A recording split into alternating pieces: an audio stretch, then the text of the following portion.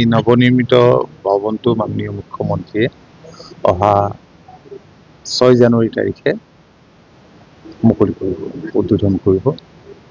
আজি আহি আমি সকলোৱে চালোঁ, আমাৰ কাৰ্যবাহী অভিযন্তাও আছে,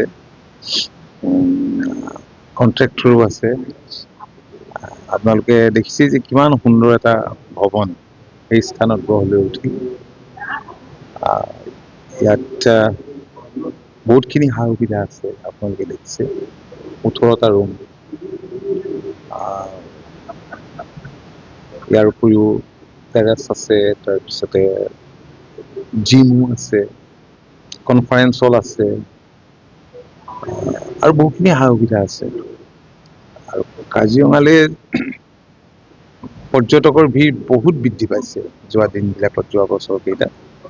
মই ভাবোঁ যে এই স্থানত এই ভৱনটো এনেকৈ গঢ় লৈ উঠাত স্বাভাৱিকতে পৰ্যটকৰো যথেষ্ট সুবিধা হ'ব, আৰু গভমেণ্টেও ইয়াৰ পৰা ৰেভিনিউ আৰ্ণ কৰিব পাৰিব।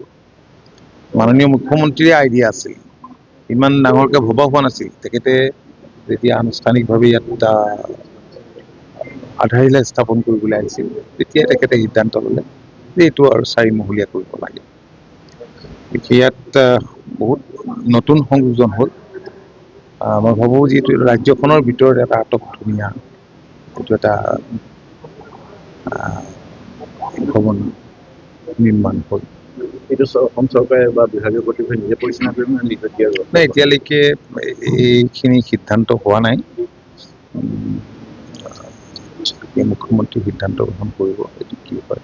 মানে ভালকৈ চলিব লাগে। এতিয়া আৱৰ্ত ভৱন কিছুমানত আমি নিজেও যাওঁ, আমিতো দেখিছোঁ কেনেকৈ চলিছে বা কি হৈ থাকে বছৰ বছৰ ধৰি।